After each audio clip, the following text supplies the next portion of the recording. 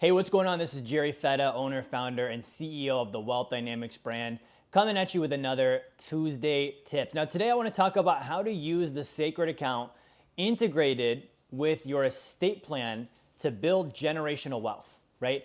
Now, before I talk about this, I want to let you know I've got a couple of things going on. If you stay and watch to the end of the video today, okay, I'm actually going to give you instructions on how to get a free sacred account.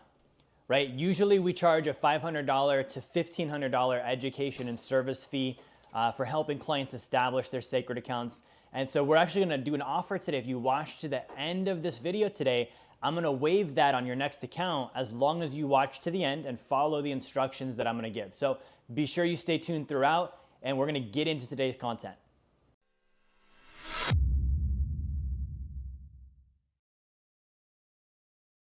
All right, Tuesday tips. So we want to talk about generational wealth today. There's something that I want to go over that's been a strategy of the wealthy for literally 1 to 200 years or longer to create generational wealth.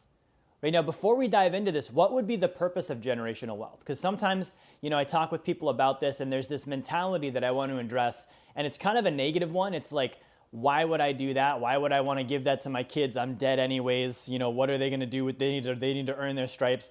Generational wealth is about this.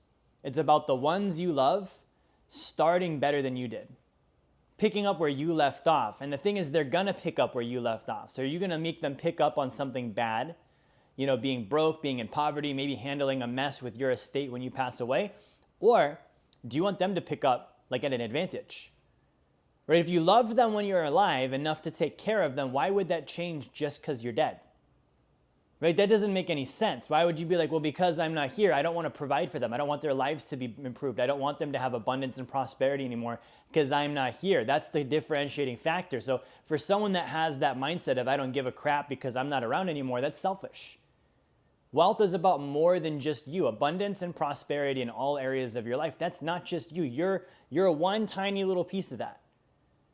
Right? So what are we going to do with this? Well, first, you need to have your own sacred account. That's step number one. If you're not being your own banker right now, using your own sacred account, then this strategy doesn't work.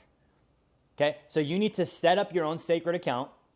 You need to practice the concept of being your own bank. It's called the infinite banking concept, right? You use a life insurance policy, a properly designed, specially structured whole life insurance policy that's designed and engineered specifically for this. Right? The Indy 500 is happening, this past weekend or this week in Indiana. If you're watching, you don't take a Toyota, Prius and race that on the track. Why? Because it's not designed for that race. Is it a car? Yes, but it's not the right one. So there's a specific design. You're going to set this policy up. This is what I'm going to offer you for free at the end of the video today. Number one is you're going to deposit money into it. You need to pay yourself first. Okay? You're now depositing into it. It's a better place than the bank. You're getting higher returns. You're getting more protection. You're getting tax shelter. You're getting a lot of stuff, a death benefit that you don't get when you save money with a bank, when you save money with Wall Street. The second thing is you're going to be the banker. So the bank is in the business of borrowing against your deposits and loaning them out to other people. So with your sacred account, when you're being the banker, you're borrowing against your own deposit, just like the bank's going to do anyways. This is already happening with your money. You're loaning that to yourself. You're the borrower and the banker so that you can make smart financial decisions with it while you're still alive. That's the concept. You're being your own banker while you're still alive, right? Now, when you borrow, you're now going to repay yourself back with interest. That's the next step here. You borrow. Step number 3, you repay yourself with interest. Now, you might say to me, Jerry, why would I pay my own loan back? My retort to that would be, why would you pay Bank of America's loan back and not your own loan back? Why do you care so much more about the bank's money that you're willing to borrow on a car from them and pay them back, but when you borrow on the same car from your own bank, you question why you should pay your own loan back? You buy a house with your policy, with your sacred account. Why do I make a mortgage payment back? Why is it more important that you make a mortgage payment back to your bank? You need to have more respect for your money than you do their money. That's the problem here. That's the problem, is people have more respect for JP Morgan Chase and Wells Fargo and Bank of America and PIMCO than they have for their own family's finances. And if that doesn't change, that's a paradigm shift. I respect my dollars more. That's why I pay myself first. That's why I fund my bank instead of theirs. That's why when I borrow, I repay my loans back with interest. because I respect my dollars more than theirs. And if I would do it with them, I'm going to do it with me. And so you're not really changing anything. If you were going to borrow money for a car, you're going to make the same kind of car payment to your bank instead of theirs. If you borrow money to pay off your consumer debt, when you free that up, you're going to make that payment back to yourself instead of them. That's what you're doing when you're alive, and you're earning interest, you're earning growth on your money, and then you're also a shareholder in the insurance company earning dividends and profits on the entire system. You're the depositor, the banker, the borrower, and the shareholder. Okay, so you get to play all four roles while you're alive. That's better for you when you're alive. But check this out. On a life insurance policy, there's going to be a tax-free death benefit. And that death benefit is going to go tax-free to a designated beneficiary. So what I would do, what I recommend you would do, is you set up your policy. Number one, you become your own bank. You practice the banking concept. While you're doing that, you're going to set up an estate plan. An estate plan is going to be built out with a couple different things, okay? First thing is you're going to have a Nevada-based revocable living trust. Okay, I'm going to tell you what that means. Before I do, I'm not an attorney. This is not legal advice. This is what I've learned from my attorney team. And if you want to learn more about that, reach out to me. I can connect you with them. They're the experts. I'm not your attorney. I'm not going to tell you the legalese of this. I'm just going to teach the concept today. Right? This is for educational purposes. So you're going to set up your revocable living trust. What that does is it means when you die, your assets didn't die with you. If you don't have a revocable living trust, your assets will go through something called probate. When you go through probate with your assets, the state and the government, they basically take inventory of everything you own, and they read your will, and they make sure everybody checks out. Everything goes public, by the way. Like you can now go on the state websites, and everyone's going to be able to see everything you owned and who it went to. That's all public information. And the probate process, on average, can take up to 18 months before the ones you love see the assets you set aside for them, right? And it's going to cost on average up to 15% in legal fees and taxes. So if you have a $10 million estate, that's $1.5 million in legal fees in 18 months before your heirs, before your beneficiaries, your loved ones see anything.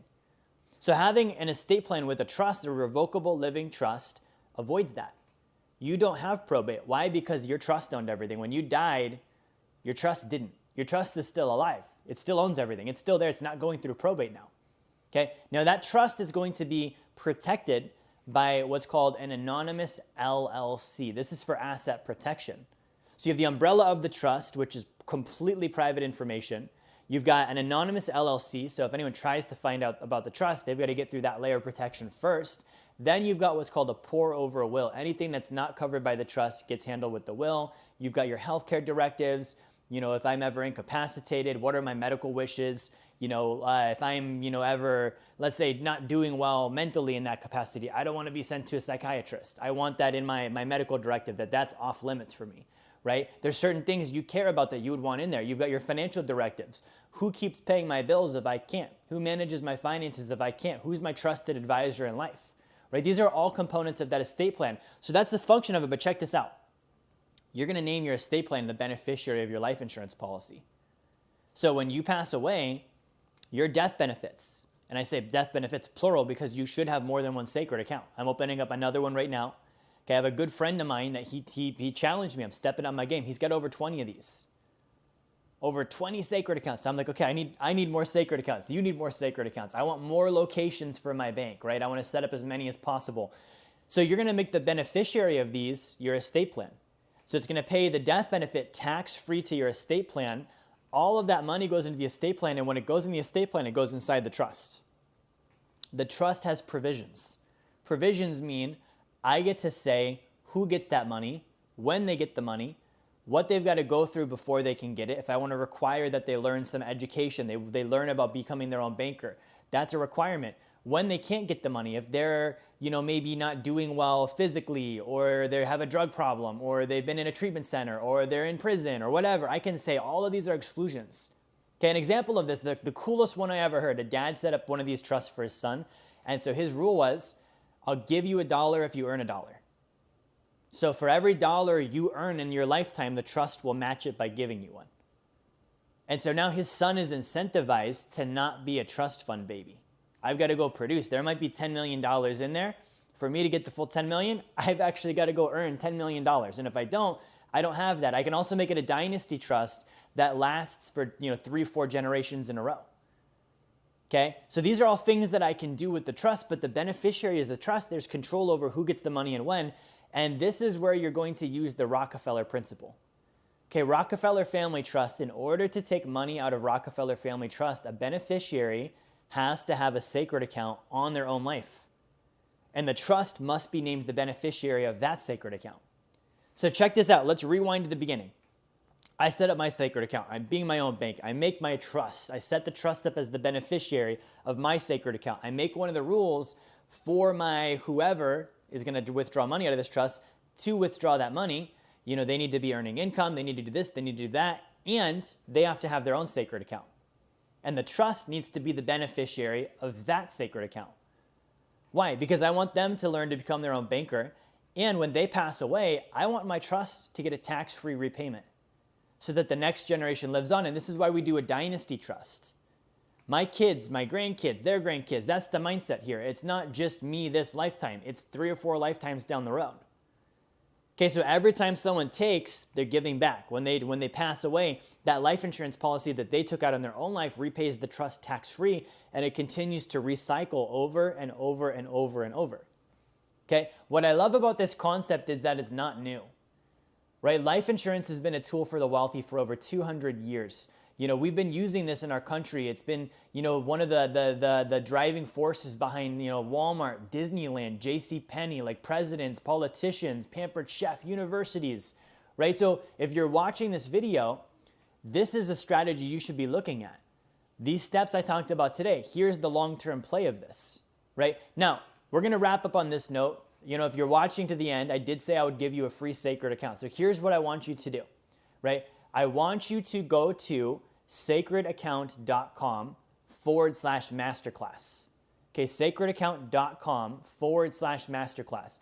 Watch the entire video there. You have to watch the whole video. That's going to then give you the option to schedule with my partners at the Money Multiplier team. They're going to give you a free consultation, help you design and set up your account at no cost. There's no education, service fee, nothing like that. Okay, so again, sacredaccount.com/masterclass. That's all I got for you today. Like, share, subscribe. I'll see you next time.